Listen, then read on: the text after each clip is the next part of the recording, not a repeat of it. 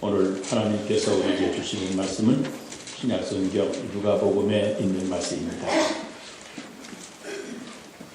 누가복음 23장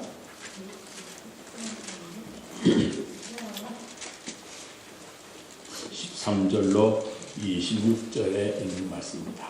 제가 가진 성경으로는 신약성경 137페이지에 있는 말씀입니다. 누가복음 23장 13절 말씀부터 봉독합니다.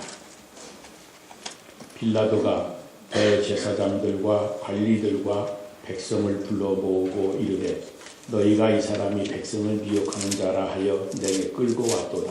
보라, 내가 너희 앞에서 신문하였으되 너희가 고발하는 일에 대하여 이 사람에게서 죄를 찾지 못하였고 헤롯이 또한 그렇게 하여 그를 우리에게 도로 보내었도다. 보라, 그가 행한 일에는 죽일 일이 없느니라. 그러므로 때려서 놓겠노라. 무리가 일제히 소리질러 이르되 이 사람을 없이 하고 바라바를 우리에게 놓아주소서 하니 이 바라바는 성중에서 일어난 밀란과 살인으로 말미암아 옥에 갇힌 자라라.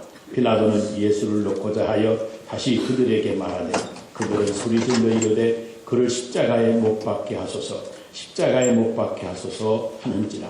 빌라도가 세 번째 말하되 이 사람이 무슨 악한 일을 하였느냐. 나는 그에게서 죽일 죄를 찾지 못하였나니 때려서 놓으리라 하니 그들이 큰 소리로 재촉하여 십자가에 못 박기를 구하니 그들의 소리가 이긴지라. 이에 빌라도가 그들이 구하는 대로 하기를 번도하고 그들이 요구하는 자 곧 밀란과 살인으로 말미암아 옥에 갇힌 자를 놓아주고 예수는 넘겨주고 그들의 뜻대로 하게 하니라. 그들이 예수를 끌고 갈 때에 시몬이라는 구레네 사람이 시골에서 오는 것을 붙들어 그에게 십자가를 지워 예수를 따르게 하더라. 아멘.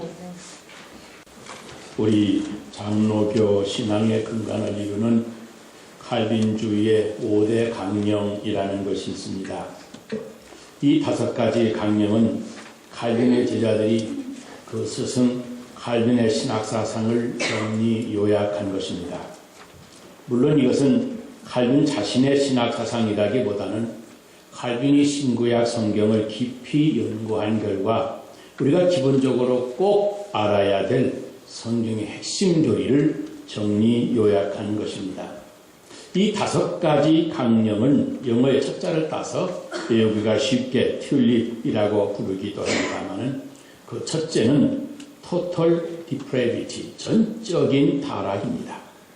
우리 인간은 완전히 타락했기 때문에 자기가 자기 스스로를 구하는 일에는 전적으로 무능하다는 뜻입니다. 둘째는 unconditional election입니다. 하나님께서 창세전에 하나님의 자녀가 될 자녀들을 선택해 주셨는데 이것은 우리 인간의 어떤 자격이나 공로를 보고 선택한 것이 아니라 하나님께서 무조건적으로 베풀어 주시는 은총의 결과라고 하는 가르침입니다.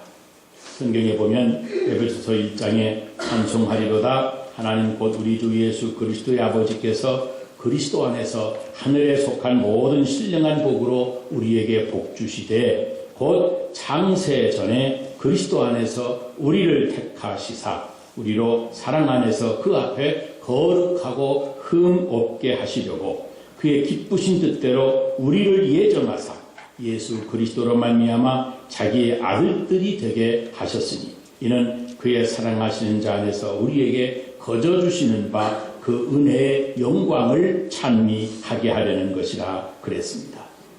셋째는 limited salvation입니다. 제한적인 구원이라는 말입니다. 하나님께서 모든 인류를 다 구원하는 것이 아니라 창세전에 구원하기로 선택하시고 예정한 자들만 구원하신다는 말입니다. 제한된 구원론입니다. 모든 인류가 다 구원받는다는 이 보편 구원론과는 차이가 있어서 예정론과 함께 논란이 되기는 하지만 성경은 분명히 그렇게 가르치고 있습니다. 그리고 넷째는 irresistible grace입니다. 불가항력적인 은혜라고 합니다. 하나님의 구원하기로 작정한 자는 누구도 그 구원을 거부할 수가 없고 하나님은 어떻게 하든지 어떤 경위로든 그를 끝내 하나님 앞으로 나오도록 만드신다는 교리입니다. 그리고 다섯째는 perseverance of the saint입니다. 성도의 견인이라고 그러는데 하나님의 자녀가 된 자는 비록 신앙적으로 한때 넘어지고 비틀거릴 수는 있지만 하나님께서 끝까지 이끌어 주심으로 끝까지 그를 견인해 주심으로 마침내 그가 구원받도록 구원에 이르게 된다는 것으로 우리가 구원의 확신을 가지고 신앙생활을 잘할 수 있도록 용기를 북돋워주는 소망의 말씀이 아닐 수 없습니다. 이런 갈빈주의의 5대 강령은 물론 성경에 의해서 아주 강력하게 뒷받침이 되는 교리들이지만 단순히 인간의 추론에 의해서 만들어진 것이 아닙니다. 이 주제 중에서 네 번째 교리인 불가항력적인 은총이라고 하는 것, 이건 우리가 실생활 가운데서 언제나 느끼며 사는 것이 사실입니다. 은총, 은혜는 하나님께서 우리에게 무상으로 주시는 선물이기 때문에 우리가 그 은혜를 되어 갚을 필요는 없습니다. 마치 정부에서 무상으로 보조해주는 그랜트와 같은 것입니다. 융자, 론이라고 하는 것은 우리가 나중에 갚아야 하지만 무상증여인 이 그랜트는 갚을 필요가 없는 것 아니겠습니까? 은혜라고 하는 것이 바로 그런 것입니다. 은혜라고 하는 말 자체가 공짜라고 하는 의미를 담고 있습니다. 영어의 그레이스라고 하는 말은 라틴어 그라치아에서 온 말인데 공짜라고 하는 뜻입니다. 그래서 그라티스는 공짜로라고 하는 뜻이고 그래티튜드는 감사하는 마음을 의미하고 그래튜티라고 하는 것은 감사의 뜻으로 주는 사례금이나 또는 팁을 의미합니다. 그러나 일반적으로 이러한 호의는 상대방이 거절할 수도 있습니다. 그리고 거절하면 그만입니다. 가령 누가 나에게 팁을 주려고 했을 때 내가 거절하고 싶으면 거절하는 것으로 끝납니다. 받든 안 받든 내가 선택할 수도 있다는 말입니다. 그러나 하나님의 은총을 불가항력적인 은혜라고 하는 것은 내가 거부한다고 거부되는 것이 아니라고 하는 말입니다. 저는 한약을 참 싫어했습니다. 내 할아버지가 한의사였고 아버지도 그 아들이기 때문에 한의학에 대해서 일가견이 있었던 터라 저는 어렸을 때부터 한약은 물론 침까지 많이 맞고 살아왔습니다. 그래서 어지간히 아프면 아예 아프다는 소리를 안 하고 참았습니다. 왜냐하면 그 무서운 침을 들고 찌를 것이 뻔하기 때문입니다. 그런데 정말 아플 때는 어쩔 수가 없습니다. 침 안 맞겠다고 소리를 지르지만 아버지가 꼼짝도 못하게 제 두 손을 꼭 붙잡아 놓고 여기저기 침을 꽂아 놓으니 어쩔 수 없이 침을 맞아야만 했습니다. 그런데 그렇게 침을 다 놔주실 때마다 아버지가 저에게 하시는 말씀이 있었습니다. 내가 너를 아프게 하려고 한 것 아니고 널 안 아프게 하려고 찌른 거야. 아빠 미워하지 마. 그렇습니다. 아프게 해서 아프게 침을 찔러서라도 안 아프게 해주었다고 하는 말씀. 그러기 위해서 저를 꼼짝도 못하게 반항해도 소용이 없도록 저를 붙잡아 놓고 그리고 침을 꽂아 놓은 겁니다. 제가 아무리 항거를 해도 소용이 없습니다. 그렇게 아버지는 사랑하는 아들이 안 아프도록 끝내 치료해 주시는 겁니다. 여러분, 하나님이 선택한 자는 어떤 방법을 통해서든지 아무리 항거해도 우리가 소용이 없습니다. 반드시 하나님의 자녀로 만들고 마시는 것이 이것이 하나님의 불가항력적인 은총입니다. 때로는 강압적인 방법이나 극단적인 방법을 사용하시기도 합니다. 그러므로 하나님께서 그렇게 하시기 전에 하나님의 그 부르시는 은총에 순순히 따르는 것이 우리의 지혜인 겁니다. 우리는 흔히 실컷 내맞고 뒤늦게서야 두 손 들고 하나님께 나오게 되었노라고 간증하는 분들을 종종 봅니다. 하나님의 은총을 거부하려고 몸부림치다가 이것저것 다 말아먹고 만신창이가 된 후에야 울며 불며 하나님께 돌아오는 자들도 많이 보고 이 하나님의 불가항력적인 은혜를 거부하고 고집을 부리다가 온갖 어려움을 다 당한 후에야 비로소 깨닫고 하나님께 뒤늦게 돌아오는 분들도 심심치 않게 만나게 됩니다. 몇 년 전에 세계 야구 대회에서 우리 한국이 6연승의 맹위를 떨치면서 세계 4강이라고 하는 큰 성과를 얻은 적이 있었습니다. 그런데 그 결과를 놓고 주변 사람들의 입에 오르내리는 화제가 그 감독이었던 김인식 감독의 리더십 문제였습니다. 발빠르게 그의 리더십에 관한 책도 출간이 되었습니다. 그의 리더십을 2002년도 월드컵 축구 4강 신화를 이루었던 히딩크 감독의 리더십과 비교한 기사도 흥미롭게 읽어보았습니다.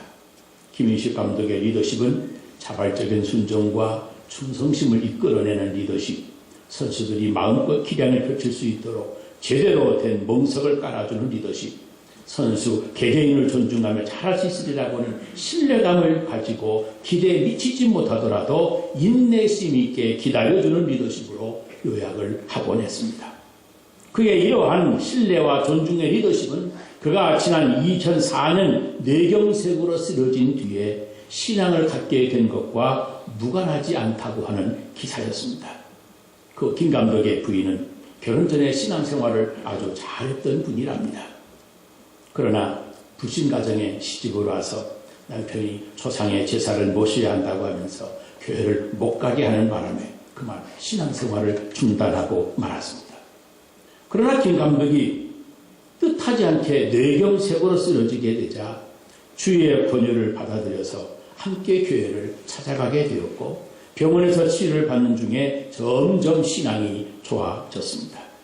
그리고 퇴원한 후에도 목사님께 안수기도를 받기도 하고 심지어 국내에서 원정 경기할 때에는 그 바쁜 시간을 쪼개서 인근 교회를 찾아가 예배를 드릴 정도로 신앙이 많이 성장했다고 합니다. 그리고 그 신앙을 갖게 되자 마음의 여유가 생겨서 경기에 패했을 때에도 편안하게 잠을 취할 수가 있을 뿐만 아니라 주변 사람들과 언론의 그 심각한 비판에도 초연해질 수 있게 되었다고 하는 겁니다. 그 김인식 감독은 뇌경색을 앓고 난 이후로는 후배들에게 살면 사람이 얼마나 살겠나, 남한테 피해주지 말고 미워하지도 말아라, 그렇게 입버릇처럼 말을 했답니다. 그는 그 뇌경색이라고 하는 그 심각한 역경을 통해서 마침내 하나님을 만나게 되었고 그 불가항력적인 은총을 체험하게 된 것입니다. 하나님의 강요된 은총은 꼭 고난을 통해서만 오는 경우는 아닙니다. 어떤 사람들은 교회는 인생에 실패하고 상처받고 병든 자들이 모이는 곳이라고 할 정도로 우리는 고난을 통해서 하나님의 부름을 받고 하나님 앞에 나오는 경우가 많습니다. 한편으로 맞는 말입니다. 인생의 실패와 삶의 아픔과 육신의 연약함을 통해서 주님을 찾는 일을 우리는 주변에서 얼마든지 볼 수 있습니다. 그러나 하나님의 이 불가항력적인 은총은 꼭 우리가 어찌할 수 없는 고난을 통해서만 우리에게 오는 것이 아닙니다.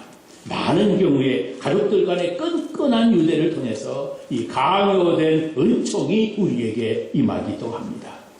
어느 교회 집사님은 원래 한국에 계실 때부터 아주 독실한 불교 신자였습니다. 미국에 와서도 절에 다니시면서 예불과 시주에도 정성을 쏟았던 분입니다. 그러던 그분이 교회 중고등부에 다니면서 열심히 신앙생활을 하고 있었던 작은 손자의 간청에 못 이겨서 마침내 교회 한번 다니기로 약속을 했는데 이분이 원래 성격이 아주 정갈한 분이라 어린 손자와 약속이라도 어길 수가 없었던 겁니다. 약속한 날이 돼서 교회에 처음 출석했을 때 주일 그 자리에서 일어나 불교 신도식으로 가볍게 허리를 굽혀서 합장을 하면서 인사를 하기도 했습니다. 이렇게 신앙생활을 시작한 이 할머니는 이왕 믿을 바에야 확실하게 믿어야 되겠다면서 담임 목사님을 집에 초청을 해서 자기 집에서 애지중지 보관해 두었던 그 염주와 불경, 액자, 그리고 심지어 평소 잘 아는 유명한 스님이 친히 써주신 글로 비싸게 제작을 했다고 하는 가보급의 12폭 병풍까지 모두 다 없애버리도록 처치해달라고 부탁을 했습니다. 아주 이런 다부진 마음으로 시작한 신앙생활이니까 그 믿음이 급성장한 것은 당연한 것 아니겠습니까? 일찍이 홀로 되어 딸도 없이 달랑 아들 하나만 바라보고 미국까지 따라오신 이 할머니는 혼자 믿는 게 아쉬웠던지 아들 내와 그리고 여동생 가족들까지 몽땅 교회로 인도해서 지금은 다들 교회 재직으로 착실하게 교회를 섬기고 있습니다. 한편 우상숭배를 하던 분들이 이 가족의 권유에 못 이겨서 권유에 끌려서 신앙생활을 시작하신 분들도 많습니다. 어느 집사님은 아들이 교회 나가시라고 기회 있을 때마다 권했지만 차일피일 미루시다가 아버님 신앙생활도요 너무 늦게 시작하면 천국 가기 어려워요. 아들의 애절한 그 말 한마디에 교회로 발걸음을 옮기신 뒤로 아주 착실하게 주일은 물론이요 수요 저녁 기도회까지 착실하게 참석하시는 집사님으로 교회를 섬기면서 보람있는 여생을 보내는 분도 있습니다. 그런가 하면 한국에서는 불교로 세게 믿었는데 미국에 이민 오시자마자 인척들의 친구로 권유로 신앙생활을 하시는데 너무너무 감사하다고 하면서 정성을 다해서 교회를 섬기는 분들도 계십니다. 어떻게 생각하면 이런 모든 과정이 다 불가항력적인 은총의 결과입니다. 불가항력적인 은총의 사랑, 그 불가항력적인 은총이라고 하는 것은 이 사람에 따라서 다양하게 나타납니다. 오늘 본문에 보면 구레네 시몬이라고 하는 사람이 등장합니다. 로마 제국으로부터 파송된 총독 빌라도가 예수님이 사형당할 죄가 없다고 판단되었지만 많은 군중들이 예수님을 십자가에 못 박으라고 아우성을 쳐대자 밀란이 일어날까 두려워서 살인강도 바라바를 놓아주고 그만 예수님을 십자가에 못 박도록 군중에게 내어줍니다. 사형 선고를 받은 예수님, 당시 처형될 십자가를 메고 사형장으로 가셔야만 했습니다. 예수님은 무겁고 거친 십자가 이 사형터를 짊어지고 저 유명한 슬픔의 골짜기, 슬픔의 길, 비아 돌로로사라고 하는 길을 걸어가고 계셨습니다. 그런데 이미 며칠을 굶고 혹독한 신문을 받아서 지칠 대로 지치신 주님이신지라 로마 군병들이 채찍질을 하면서 매섭게 다그쳤지만 그 무서운 십자가를 지고 그곳 언덕까지 가시기에는 너무도 힘이 딸렸습니다. 그래서 우리 주님 넘어지고 또 넘어지셨습니다. 그러자 도저히 안 되겠다고 생각했는지 군병들이 마침내 시골에서 올라와서 그곳을 지나가다가 들렸던 시몬이라고 하는 사람을 붙들어서 예수님의 십자가를 대신 짊어지고 예수님을 따르게 했습니다. 시몬은 구레네 출신이었습니다. 구레네라고 하는 곳은 지금의 북아프리카 지중해 연안에 있는 오늘날의 리비아의 수도인 트리폴리의 옛날 이름입니다. 시몬은 솔직히 말해서 이 사형수 예수님을 돕겠다고는 생각은 아예 없었습니다. 어쩌면 아프리카 출신의 흑인이기 때문에 그의 검은 피부로 인해서 눈에 잘 띄고 또 힘이 있어 보였기 때문에 아마 발탁되었을지 모릅니다. 어쨌든 시몬은 재수없이 걸려들었다고 불만을 가졌을 것이 분명합니다. 그래서 억지로 십자가를 짊어지고 걸어 올라갔을 겁니다.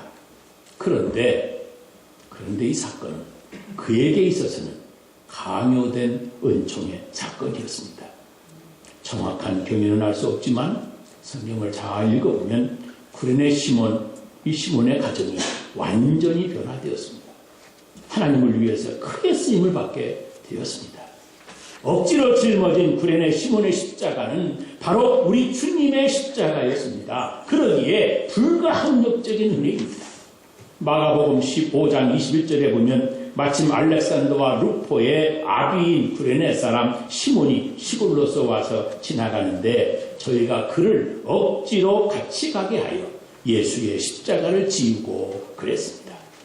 구레네 시몬의 두 아들의 이름이 알렉산더와 루포라고 밝혀져 있는데 아마도 이들은 초대교회에서는 많은 사람들에게 이름이 알려진 그런 사람들이었을 겁니다. 특별히 루포는 후일에 로마 교회의 중견 인물이 되었고 구레네 시몬의 부인도 사도 바울이 마치 어머니처럼 여겼던 훌륭한 신앙인이 되었습니다. 로마서 16장 13절에는 주 안에서 택하심을 입은 루포와 그 어머니에게 문안해라. 그 어머니는 곧 나의 어머니라 그랬습니다. 여기서 루포는 주 안에서 택함을 입은 자라고 그랬는데 그 말은 단순히 그가 하나님의 자녀로 택함을 받았다고 하는 의미가 아니고 주님을 위해서 탁월하게 봉사하는 충성된 일꾼이라는 뜻입니다. 그리고 그 루포의 어머니는 바울을 마치 친아들처럼 사랑으로 정성껏 돌보아 주었기 때문에 바울이 그 로마 교회의 안부를 전하면서 루포의 어머니는 내 어머니라고 하면서 탁월한 사랑을 표하고 있는 것을 우리가 봅니다. 그리고 사도행전 13장 1절에도 니게르라 하는 시몬에 대하여 언급하고 있습니다. 안디옥 교회에 선지자들과 교사들이 있으니 곧 바나바와 니게르라 하는 시몬과 구레네 사람 루기오와 분봉왕 헤롯 젖동생 마나엔과 및 사울이라 그랬습니다. 이 구레네 시몬이 북아프리카 구레네 출신의 흑인이었던 점을 감안한다고 하면 여기에 나오는 니게르 이 흑인이라고 하는 시몬은 예수님의 십자가를 대신 짊어진 바로 그 구레네 시몬이라는 학자들이 많이 있습니다. 어쨌든 성경의 여러 구조들을 종합해 보건대 이 구레네 시몬의 가족들 모두가 다 예수를 잘 믿게 되었고 초대교회에서 아주 충성하는 일꾼이었음이 틀림없습니다. 여러분, 구레네 시몬은 자신이 원해서 십자가를 진 것은 아닙니다. 그렇지만 결과적으로 그 십자가를 짊어짐으로 그에게 예수님에 대한 신앙을 갖는 계기가 되었습니다. 그러므로 그가 짊어지고 갔던 그 험하고 무거운 십자가는 억울하게 진 십자가가 아니라 자기 몫에 패인 십자가라고 할 수 있습니다. 그렇다고 한다면 그는 문자적으로 자기 십자가를 지고 주님을 따라갔던 최초의 그리스도인이 되는 그런 영광을 누리게 된 셈입니다. 여러분, 우리 삶에 때로는 원치 아니하는 십자가가 지어질 때가 있습니다. 그 십자가가 너무 짐스럽고 부담스러워서 그냥 훌훌 벗어 던지고 떠나고 싶은 충동이 일어날 때도 있습니다. 그러나 우리는 그럴 때마다 구레네 시몬의 생애를 생각하면서 이것이 바로 하나님의 강요된 은총이 아닌지 깊이 생각해 보아야 됩니다. 교회에서 직분이 주어지고 어떤 직책이 주어질 때 해보지도 않고 피하는 분들이 있습니다. 물론 세목도 힘들고 바쁜데 교회 봉사하는 일까지 하려면 힘이 들고 부담이 될 겁니다. 그러나 여러분, 피하려고만 하면 하나님의 불가항력적인 은총도 우리가 다 잊어버리고 마는 겁니다. 하나님은 우리의 삶을 축복해 주시기를 원하십니다. 그러나 하나님의 호의를 우리 스스로 저버리게 되면 어떻게 그 축복을 받을 수가 있겠습니까? 힘들고 어려워도 기도하면서 그 십자가를 짊어지고 감당하다 보면 자기 자신도 모르게 은혜와 축복을 받게 되는 것입니다. 주님을 위해서, 주님의 몸된 교회를 위해서는 조금 더 희생하지 아니하고 자기 몸만 도사리고 그런 사람을 하나님이 어떻게 축복해 주실 수가 있겠습니까? 우리는 희생과 아픔으로 다가오는 이 불가항력적인 은총을 결코 외면하지 말아야 됩니다. 여러분, 오늘 우리는 이 성전에서 마지막 주일 예배를 지금 드리고 있습니다. 되돌이켜보면 지나간 10년 동안 우리가 모여서 기도하고 하나님께 예배드려왔던 거룩한 성전입니다. 우리의 땀과 정성과 희생을 쏟은 성전입니다. 이 성전에서 우리는 많은 은혜를 받고 많은 하나님의 축복을 받아왔습니다. 그리고 오늘의 우리 교회를 이르기까지 많은 헌신된 충성된 성도들이 있었습니다. 스스로 자원해서 헌신한 분들도 있었지만 피하려고 하다가 하나님께 강권적으로 붙잡혀서 쓰임받은 사람들도 있습니다. 사실은 저도 강권적으로 붙잡혀 쓰임받은 사람입니다. 각자의 형편이 다 각각 다르기 때문에 우리 하나님께서 아주 다양한 방법으로 우리들을 불러서 어떤 사람은 온갖 은사로 교회를 위해서 봉사하며 헌신하도록 하셨고 어떤 사람은 몸으로, 어떤 사람은 물질로, 또 어떤 사람은 시간으로 교회를 돕는 일에 쓰임 받았습니다. 어떤 사람은 어려움 당한 성도들을 위로 격려하는 일로 쓰임 받기도 했고 어떤 사람은 사람을 강권하여 아버지 집으로 인도하는데 하나님이 사용하시기도 했습니다.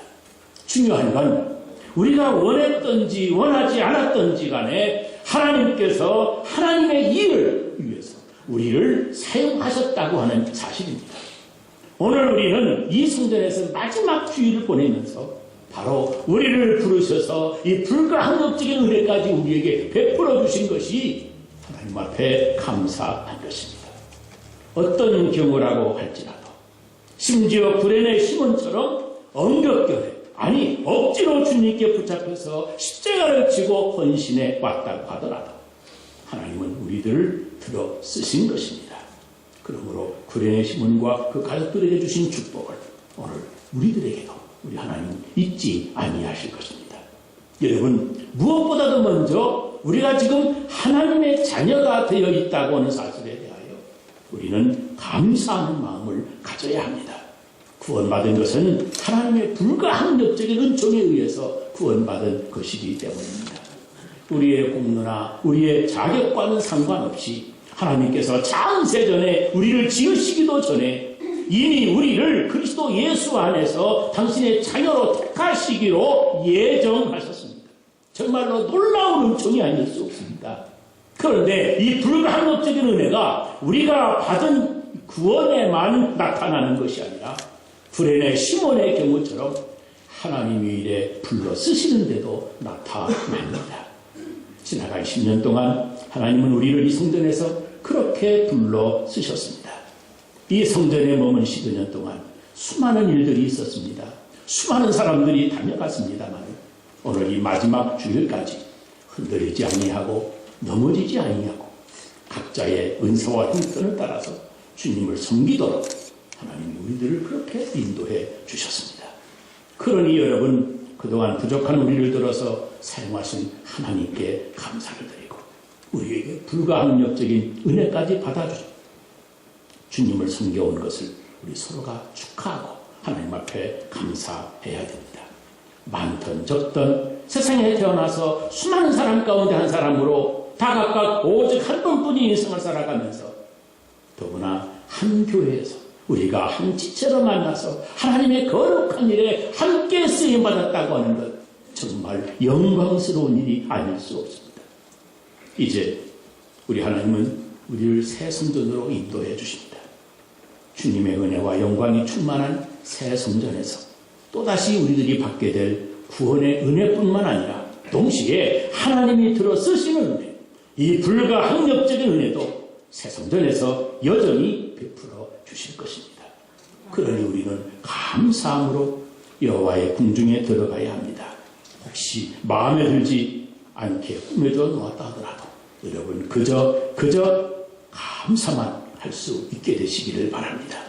그리고 십자가의 길이 비록 힘들고 어렵더라도 하나님의 간여된 은총을 드릴 수 있는 그런 길임을 다시 한번 마음에 되새기고 우리 각자에게 주어진 십자가를 달게 짊어지고 우리 주님을 계속 따르겠다고 하는 새로운 다짐으로 여러분, 하나님이 예비하신 간여된 은총을 불가항력적인 그 은혜를 충만하게 누리게 되시기를 주의 이름으로 축원합니다. 기도하겠습니다.